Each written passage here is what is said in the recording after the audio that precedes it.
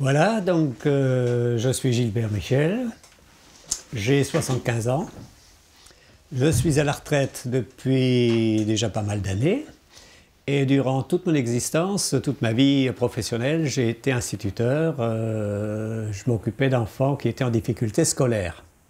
Je suis marié, j'ai 3 enfants et 8 petits-enfants qui s'échelonnent entre 21 et 1 mois. Voilà. Le belge désigne aussi bien la langue que la personne. Et donc je prendrai des définitions qui sont données par d'autres que moi. La première, ça viendrait du latin gallus, donc c'est le coq. Et donc c'est la dénomination que les Romains ont donnée aux Gaulois, qui a donné, donc c'est le même mot qui a donné la Gaule.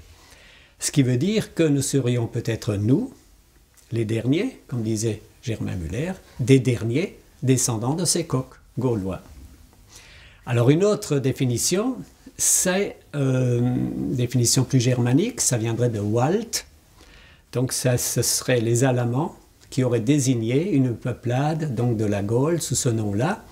Et on peut retrouver cette étymologie dans le mot wallon, dans les noms de famille Val, peut-être même Valbach ou un village dans lequel j'habite. Voilà, en gros, les définitions pour maintenant tout est sujet. Quand on parle d'étymologie, hein, rien n'est défini, rien n'est certain. Voilà. J'ai appris l'alsacien lorsque j'ai fréquenté mes petits camarades au village. Et je suis donc de langue maternelle belge, puisque mes parents étaient originaires de La Baroche, tous les deux, mais qu'ils sont descendus de La Baroche pour aller dans la vallée pour questions professionnelles pour le travail. Donc je les ai entendus parler entre eux, toujours c'était le belge entre eux, sauf avec nous. Avec nous, c'était toujours le français, la langue française.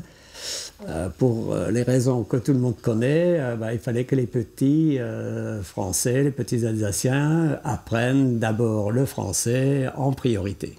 Voilà. Mais le belge m'est resté dans l'oreille, je veux dire, je l'ai toujours eu.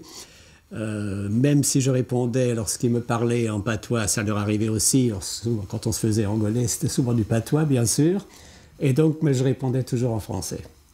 Alors, je m'y suis mis. Dans les années 90, là, mon idée, c'était de faire d'abord une espèce de recueil pour raconter ce que nos parents m'avaient raconté, donc pour raconter à mes enfants, à mes petits-enfants, comment on vivait dans le temps à la Baroche. C'était une vie très difficile, très dure. Et donc tout ça a été émaillé de mots de patois, etc. Et je me suis vraiment mis au belge pendant les 2 dernières années de vie de mon père, qu'on a été obligé de placer, et il ne me parlait plus qu'en belge. Tout ce qu'il me disait, c'était du belge.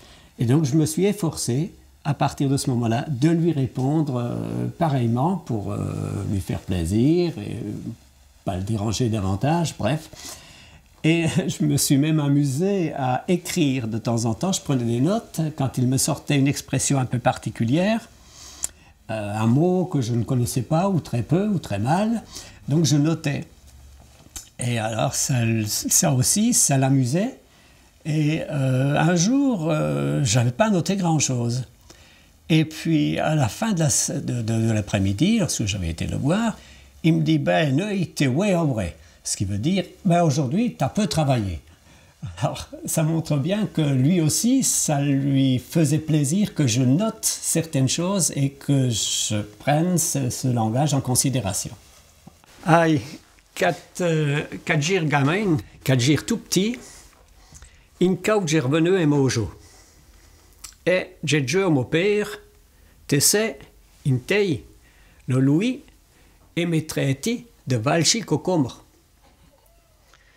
Ça fait que mon père m'a dit « était traité de valchi cocombre ». Eh bien, tu sais, ça agit. Le cas où d'après, qui dirait « Eh bien, Dein Ditchi Salat. C'est une langue, on ne va pas dire complexe, mais comme toutes les langues, est constituée de différents substrats, voilà, différents emprunts. Donc vous avez la majorité, donc la partie la plus importante de la langue, de cette langue, c'est le latin. Le latin, que ce soit des noms, des verbes, etc., c'est vraiment du latin. Ensuite, vous avez également toute une partie germanique, d'origine germanique, qui concerne en priorité tout ce qui a trait à l'agriculture, le travail de la terre, la fabrication du fromage, et même pour la distillation, même pour cette activité-là, vous avez énormément de mots d'origine germanique. Hein. Par exemple, pour la distillation, on aura les caisses, hein, donc c'est la caisse, l'alambic, l'Offerlauf, etc. Hein, donc le premier alcool qui coule, etc. Et à côté de ça, vous avez aussi encore quelques mots de celtes. Pas des masses, mais il y en a encore quelques-uns, surtout dans des noms d'animaux. Par exemple, nous avons le blaireau qu'on appelle le tachot, hein, c'est de l'ancien gaulois, taxus. Et puis, il y a, alors on trouve aussi des mots celtes dans les lieux-dits. Alors c'est assez amusant parce que j'ai trouvé des noms de lieux-dits comme Kermaudé avec le préfixe ker qu'on retrouve en breton et qui signifie donc la ville, la maison, la ferme. Alors, en dernier lieu, il y a quelques petits mots étrangers. Alors, il y en a un qui m'amuse bien, c'est les maltes. Alors, les maltes, c'est le mortier.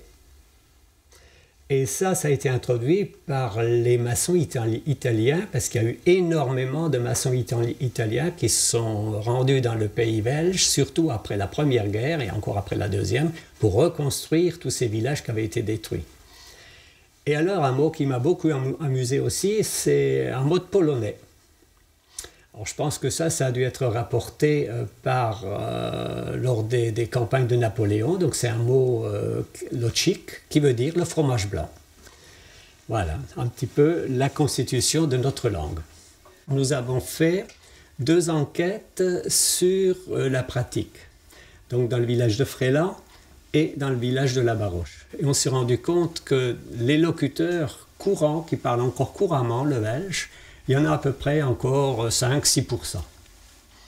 Et ce sont tous des gens qui ont, pour la plupart, donc plus de 70 ans.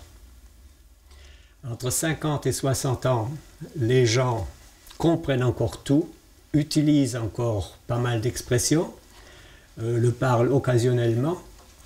En dessous de 50 ans, on comprend, mais pas tout. On utilise aussi encore quelques mots. Alors en dessous de 30 ans, alors là ça devient beaucoup plus problématique. C'est plus que quelques expressions, quelques mots qui sortent comme ça, parfois même sans le savoir. Et alors en ce qui concerne la jeunesse, alors là c'est le problème le plus important. Je connais une famille sur la Baroche où les enfants pratiquent encore le patois. C'est le seul cas que je connaisse. Ça ne veut pas dire qu'il n'y en ait pas d'autres, mais c'est le seul cas que je connaisse. Alors, où est-ce qu'on pratique encore cette langue, ce roman? Donc, vous avez en Alsace 5 secteurs. 4 principaux qui se situent dans le fond de certaines vallées vosgiennes. Donc, je commence par la vallée de Schirmeck. Hein. Le fond de la vallée de Schirmeck, vous avez le fond de la vallée de Villers, le fond de la vallée de Sainte-Marie-aux-Mines, et donc chez nous, dans le pays, le canton vert, le pays belge, avec 5 villages, les villages de La Baroche, de Fréland, d'Orbay, du Bonhomme et de la Poutroie. Alors à côté de ça, vous avez